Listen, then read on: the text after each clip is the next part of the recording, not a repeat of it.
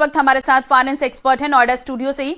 अंशिका, बहुत धन्यवाद अपना समय देने के लिए। अंशिका, पहला सवाल यही रहेगा, देखिए बहुत सारी उम्मीदें तो हर किसी को रहती हैं इस बजट से, लेकिन आपकी नजर में इस बार का बजट किन पैमानों पर उतरने वाला है और किन चीजों पर फोकस रहेगा?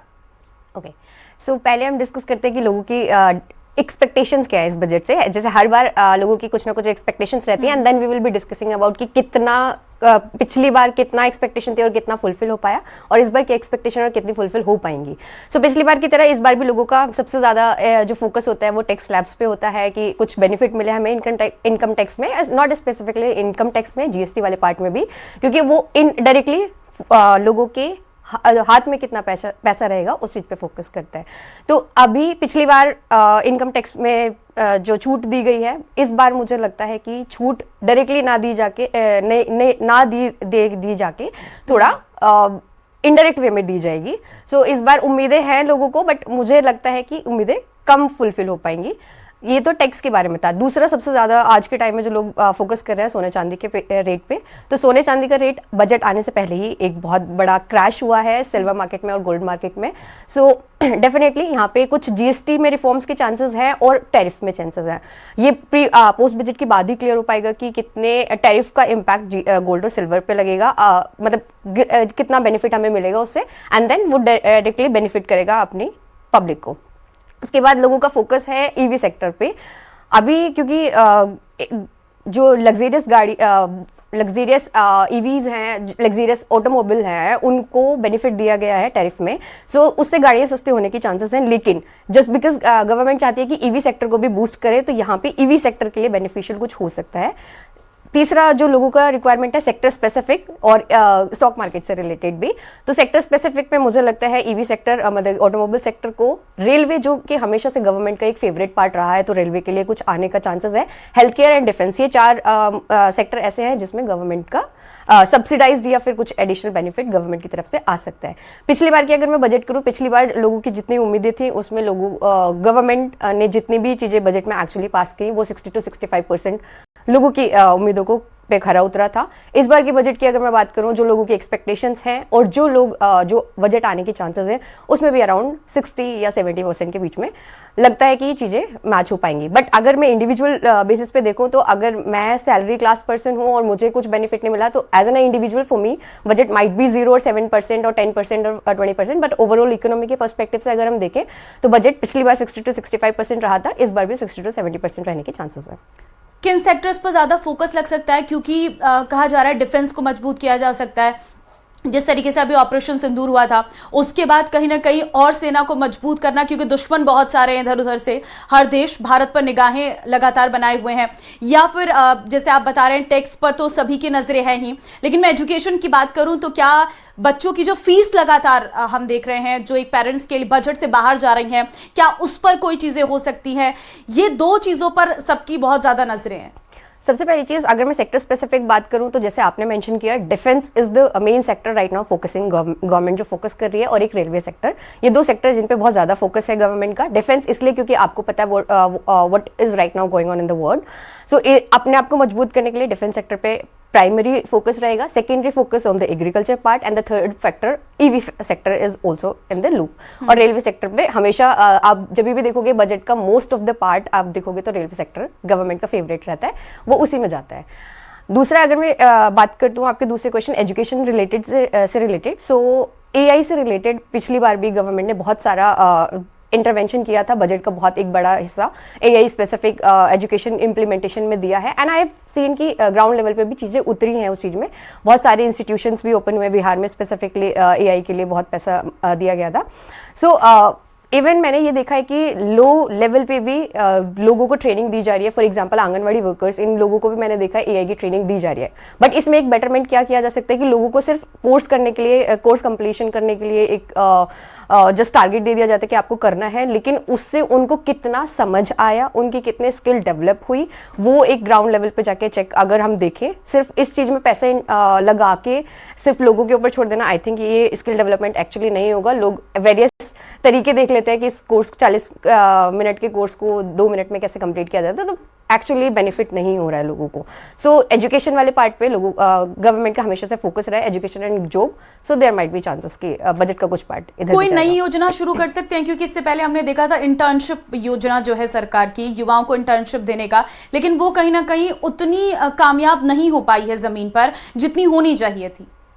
सो इस बार के बजट में मुझे जो लगता है कि बहुत ज़्यादा नई स्कीम्स आने के चांसेस मुझे नहीं लग रहे हैं, क्योंकि पिछली बार की टैक्स रिडक्शन की जो भी बेनिफिट दिया गया था न्यू टैक्स रेजिम में, जो अपना 12.75 लाख तक का हम लोगों ने टैक्स स्लैब बढ़ा दिया था, उससे रेवेन्यू का इम्पैक्ट हुआ था गवर्नमेंट को कहीं ना कहीं, और फिस्कल डेफिसिट बहुत ज़्यादा इम्पैक्टेड है।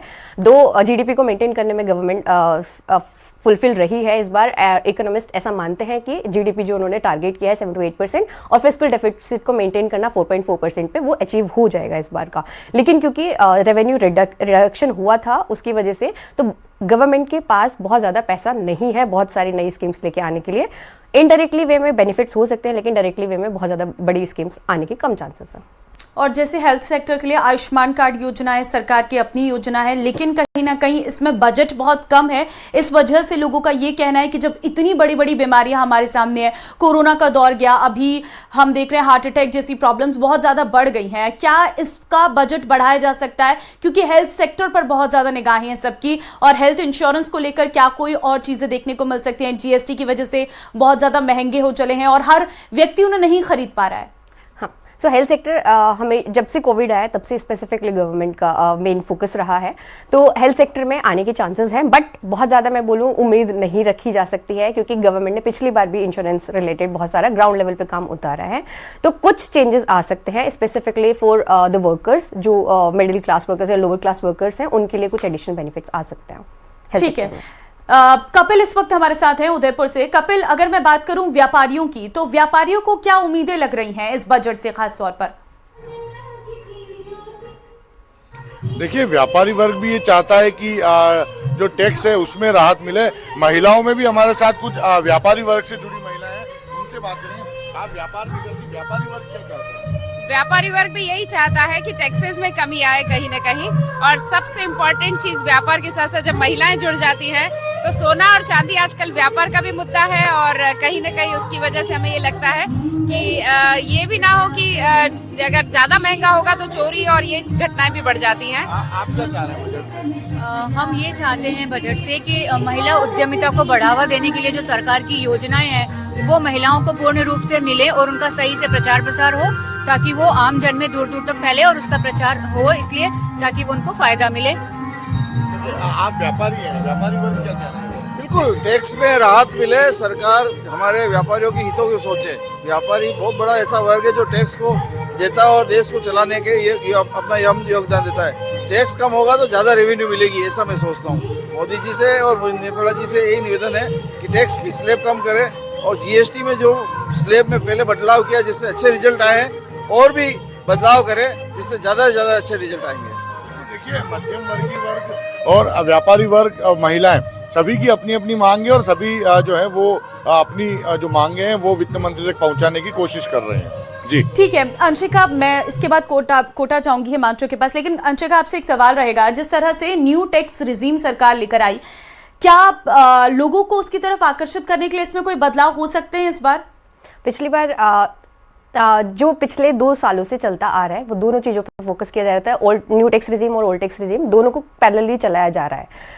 पिछली बार ये उम्मीद थी कि ओल्ड टैक्स रिजीम को मे बी वेव ऑफ किया जाएगा और न्यू टैक्स रिजीम, इसलिए गवर्नमेंट ने बेनिफिट स्पेसिफिकली फोकस रखा न्यू टैक्स रिजीम पे और न्यू टैक्स रिजीम में ही बेनिफिट दिया। बट क्योंकि ओल्ड टैक्स रिजीम पैरेलली चल रही है, so there might be a chances या तो उसको वेव ऑफ किया जाए या फिर और उस न्यू टैक्स रिजीम की तरफ लुभाने के लिए, जैसे स्टैंडर्ड डिडक्शन की डिमांड कर रहे हैं लोग कि वो इंक्रीज किया जाए अप टू 1 लाख, तो there might be a chances कि वो हो सकता है।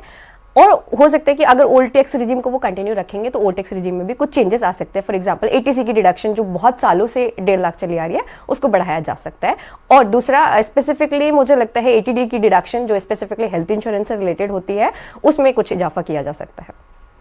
ठीक है हिमांशु, मैं आपके पास आऊंगी क्योंकि स्टूडेंट्स और नौकरी पेशा लोगों को बहुत सी उम्मीदें हैं। ऐसे में आप जरा लोगों से बात करिए और पूछिएगा कि रोजगार को लेकर वो किस तरह से उम्मीद लगाए बैठे हैं सरकार से, क्योंकि सरकार की बहुत सारी योजनाएं जो हैं वो पहले से ही युवाओं के लिए चल रही है, लेकिन कहीं ना कहीं लोग उसका फायदा नहीं उठा पा रहे हैं। शायद कुछ और कमियां या कुछ और एड ऑन वो चाहते हो इसमें।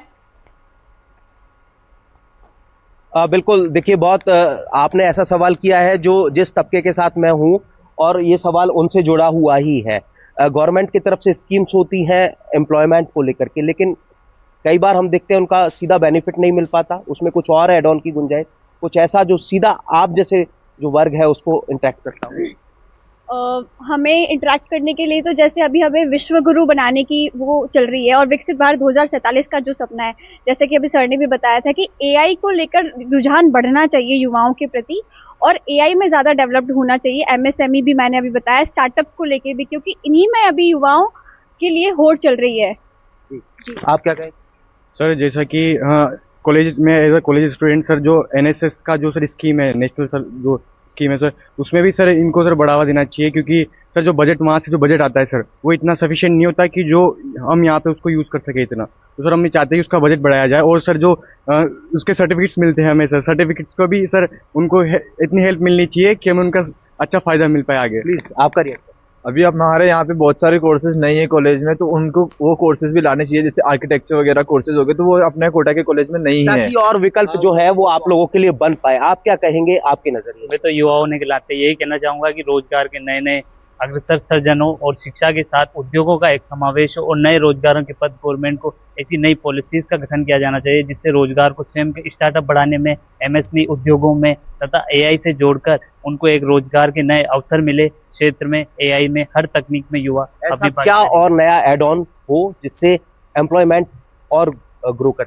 जी, ट्रैवलिंग में भी ये जो रेल हुआ, बस हुआ, इसके फेयर्स बहुत ज़्यादा बड़े होते हैं, तो जो ग्रामीण तबके का आदमी होता है वो शहरों की तरफ अब ज़्यादा मूवमेंट नहीं कर पाता और नए अवसर नहीं खोज पाता जो उसका वो उपयोग कर सके। तो इनका खर्चा भी कम होना चाहिए युवाओं के लिए, और सीनियर सिटीजन के लिए स्पेशल डिस्काउंट्स इसमें होने चाहिए।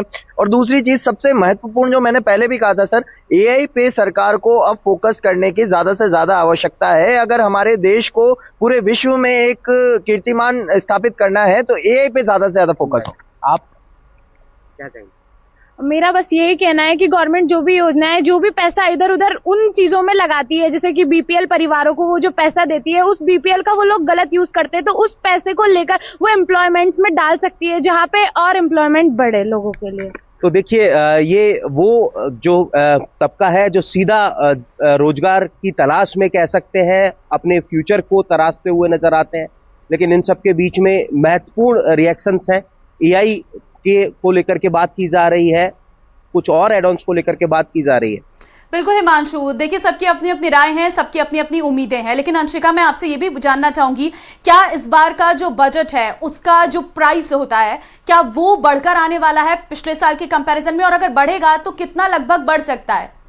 सो बजट के जो चांसेस हैं, जो पिछली बार approximately amount right now I am not recalling, but हाँ जितना भी अमाउंट पिछली बार था उतना या उससे कम रहने के चांसेस है, मेरा जो आइडिया है।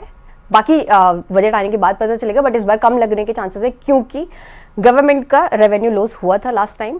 सो डेफिसिट को मेंटेन करना बहुत ज़्यादा मैंडेटरी है अपनी बहुत सारी चीज़ों को बचाने के लिए, स्पेसिफिकली रुपी डिप्रिशिएशन को बचाने के लिए। तो इस बार गवर्नमेंट उतना ही मेंटेन रखने की कोशिश करेगी और डायरेक्टली बेनिफिट ना देकर लोगों को बजट देखने के बाद ये फील हो सकता है कि बहुत ज़्यादा बेनिफिट नहीं मिला है, लेकिन इनडायरेक्टली बेनिफिट दिए जाने के चांसेस है। For example the best part मुझे लग रहा है इस बार आने के चांसेस है कि हाउस अफोर्डेबिलिटी को लेके गवर्नमेंट का फोकस रहने वाला है, स्पेसिफिकली फॉर द वुमेन्स, जैसे पिछली बार भी रहा था। इस बार भी कुछ चांसेस हैं ईज लोन अवेलेबल कराने की चांसेस हैं और एमएसएमईज के लिए भी इजी लोन्स। तो वो डायरेक्टली इंपैक्ट नहीं दिखता है मार्केट में, लेकिन इनडायरेक्टली बहुत लोगों को फायदा होता है। सोना चांदी में एक्साइज ड्यूटी को लेकर भी कुछ हो सकता है? हाँ, सोना चांदी में स्पेसिफिकली नॉट द सोना चांदी, कोमोडिटी सारी ही अगर हम कंसीडर करें तो उसमें कुछ टैरिफ रेट्स को देख के इम्पैक्ट लिया जा सकता है, रिड्यूस करने के चांसेस हैं। और एक जो उम्मीद में मतलब मार्केट की अगर मैं लोगों की एक्सपेक्टेशन बताती हूँ, लोग ये भी एक्सपेक्ट कर रहे हैं कि जीएसटी का जो रेट है 3% उसको भी रिड्यूस किया जाना चाहिए। जीएसटी में मुझे थोड़ा कम चांसेस लगते हैं रिडक्शन के, बट हाँ टैरिफ रेट्स में चेंजेस हो सकते हैं जिससे क्योंकि सिल्वर अगर हम देखते हैं ना तो सिल्वर अराउंड 70% हम लोग इम्पोर्ट करते हैं, जिसकी वजह से मार्केट इतना ज़्यादा, यहाँ पे इंडिया मार्केट इतना इम्पैक्ट भी हो रहा है। तो अगर हम टैरिफ रेट्स को थोड़ा रिलीफ देंगे तो शायद सिल्वर इंडिया में कम होने के चांसेस है। बट बजट से पहले सिल्वर में बहुत बड़ा क्रैश आया है, तो एक तरीके से ये लग रहा है कुछ चीज़ें मेंटेन हो गई। 90,000 का क्रैश इन अ डे बहुत बड़ी चीज़ है। ठीक है, हम जिस तरीके से देख रहे हैं चीज़ों में काफ़ी सारे बदलाव आ रहे हैं, लेकिन अब बस 11 बजे का इंतजार रहेगा जब बजट पेश होगा और उस वक्त ये क्लियर हो जाएगा कि क्या मिलने वाला है और क्या सस्ता क्या महंगा हुआ है। हम लौटेंगे इस चर्चा में, आप सभी लोग बने रहिए हमारे साथ, क्योंकि अब बस कुछ ही घंटों का इंतजार है। 9 बज गए हैं और कुछ ही समय बाद बजट पेश हो जाएगा। लगातार कवरेज जारी रहेगी। वक्त एक छोटे से ब्रेक का है, ब्रेक के उस पार भी खबरों का सिलसिला जारी रहेगा।